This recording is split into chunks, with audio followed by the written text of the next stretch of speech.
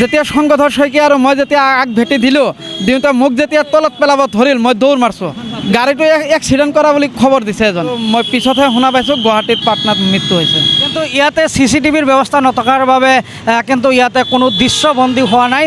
নাগেশ্বৰত যে শংকৰধৰ শইকীয়াক চলন্ত গাড়ীৰ পৰা 15 নং ৰাষ্ট্ৰীয় ঘাইপথ এই ৰাষ্ট্ৰীয় ঘাইপথত পেলাই দিছে তাৰ কিন্তু CCTV কেমেৰাত বন্দী হৈছে এখন মোবাইল দোকানত। গাড়ীখন নম্বৰ দেখা নাপালোঁ, লাষ্টত কিবা নম্বৰ দুটা দেখা পালোঁ 85 নে কিবা। নমস্কাৰ, মই খৈবৰ মণ্ডল। বৰ্তমান মই উপস্থিত আছোঁ খাৰুপেটীয়া পুলিচ পইণ্টত আৰু এই ঠাইত যিখন ঠাইৰ পৰা যোৱাকালি শংকৰধৰ শইকীয়াক ট্ৰাক চালকে উঠাই নি চলন্ত গাড়ীৰ পৰা নাগেশ্বৰত পেলাই দিছিল। এয়া আমি দৃশ্য দেখুৱাইছোঁ যে ইয়াতে ট্ৰাফিক আৰক্ষীসকলে ইয়াতে তেওঁলোকে নিজৰ কৰ্তব্য পালন কৰে আৰু যোৱাকালিও ইয়াতে শংকৰধৰ শইকীয়াৰ লগতে আমিৰ হুছেইনে ইয়াতে দায়িত্ব পালন কৰি থকা অৱস্থাৰ পৰাই শংকৰধৰ শইকীয়াক ইয়াৰ পৰা ট্ৰাক চালকে উঠাই নিছিল। আৰু আচলতে কেনেদৰে এই ঘটনাটো সংঘটিত হৈছিল এই বিষয়ে আমি জানিম। আচলতে কিমান স্পীডত আহিছিল আৰু কেনেদৰে উঠাই নি তেওঁক পেলাই দিছিল এই বিষয়ে আমি জানিবলৈ চেষ্টা কৰিম। এই মুহূৰ্তত মোৰ সৈতে আছে আমিৰ হুছেইন। আচলতে যোৱাকালি কেনেদৰে ঘটনাটো সংঘটিত হৈছিল? তাৰমানে যোৱাকালি ঘটনাটো হৈছে চেণ্ডিকেটত এক্সিডেণ্ট কৰা বুলি এজনে ফোন মাৰিছে। তেতিয়া শংকৰধৰ শইকীয়া আৰু মই গাড়ীখনত আগ ভেটি দিলোঁ। আগ ভেটি দিওঁতে যেতিয়া মোক তলত পেলাব ধৰিছে মইতো দৌৰ মাৰিলোঁ, সিফালে দৌৰ মাৰিছোঁ। দৌৰ মাৰোঁতে তেতিয়া উভতি চাওঁ শংকৰধৰ শইকীয়াক উঠাই লৈ গুচি গ'ল।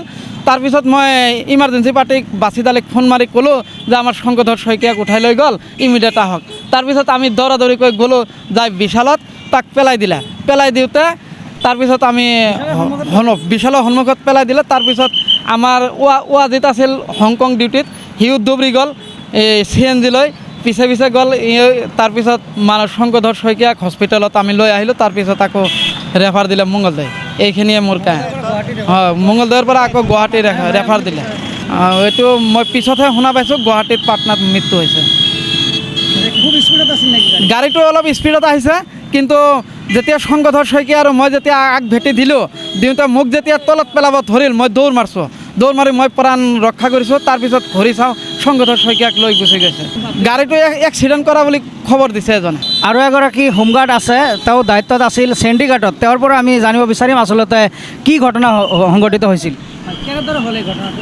ঘটনাটো তাৰমানে আমাৰ ডিউটি আছিল চেণ্ডিকেটত ASTC বাছ ষ্টেণ্ডত, আৰু মোৰ লগত আৰু এজন আছিলে আব্দুল কাদিৰ, ইয়াৰ আছিলে মেডিকেল ৰোডত। তাতে বোলে এই গাড়ীখন এক্সিডেণ্ট কৰি আহিছে বুলি কৈছে, কৈ পাব্লিকে বোলে হুলস্থুল কৰি আছে আৰু আমাৰ এখেতক কৈছে কাদিৰক যে এই গাড়ীখন এক্সিডেণ্ট কৰিছে।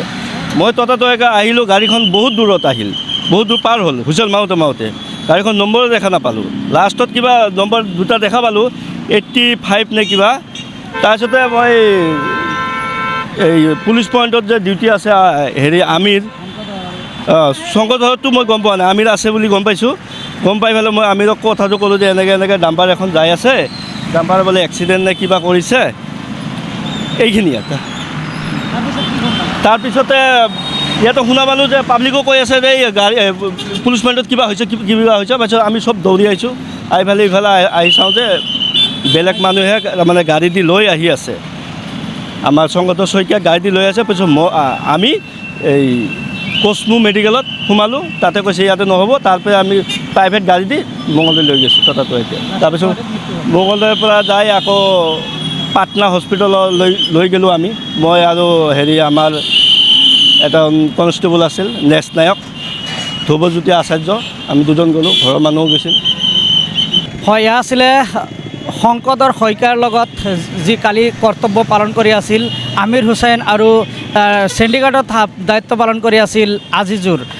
তেওঁলোকৰ মন্তব্য ইতিমধ্যে আপোনালোকে শুনিলে। আমি বৰ্তমান ইয়াৰে দেখুৱাইছোঁ যে খাৰুপেটীয়া যি পুলিচ পইণ্ট, এই পুলিচ পইণ্টৰ সামগ্ৰিক পৰিৱেশ এনেদৰে তেওঁলোকে দায়িত্ব পালন কৰে। আৰু যোৱাকালিও ইয়াতে কিন্তু শংকৰধৰ শইকীয়াৰ লগত আমিৰ হুছেইনে দায়িত্ব পালন কৰি আছিল।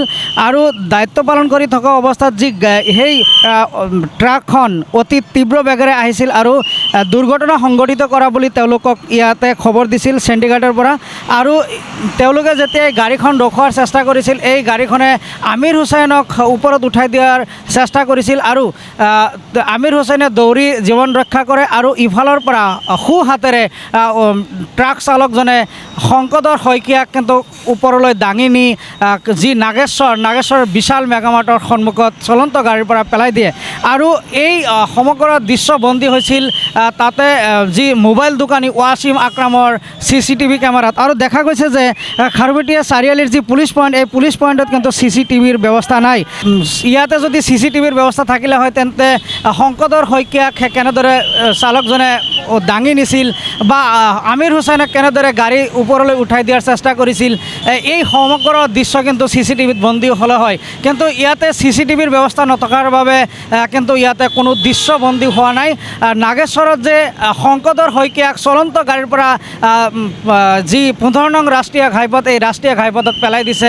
তাৰ কিন্তু CCTV কেমেৰাত বন্দী হৈছে এখন মোবাইল দোকানত আমি ৰাইজৰ হৈ চৰকাৰক দাবী জনাম গৃহ বিভাগক দাবী জনাম যে খাৰুপেটীয়া পুলিচ পইণ্টত CCTVৰ ব্যৱস্থা কৰিব লাগে আৰু খাৰুপেটীয়া নগৰ সমিতিকো আমি দাবী জনাম যে সমগ্ৰ খাৰুপেটীয়া নগৰখনতে CCTVৰ ব্যৱস্থা কৰিব লাগে তেতিয়াহ'লে যি খাৰুপেটীয়াত যি দুষ্কাৰ্য সংঘটিত হয় বা চুৰি কাৰ্য সংঘটিত হয় বা যি দুৰ্ঘটনা সংঘটিত হয় এইসমূহ যি ঘটনাৰ দৃশ্য কিন্তু CCTV কেমেৰাত বন্দী হৈ থাকিব আৰু সহজে আৰক্ষীয়ে কিন্তু এই দুৰ্ঘটনা সংঘটিত কৰা বা দুষ্কাৰ্য বা চুৰি ডকাইতি সংঘটিত হোৱা যি ইয়াৰ লগত জড়িতসকলক আৰক্ষীয়ে সহজে ধৰিবলৈ সক্ষম হ'ব ধন্যবাদ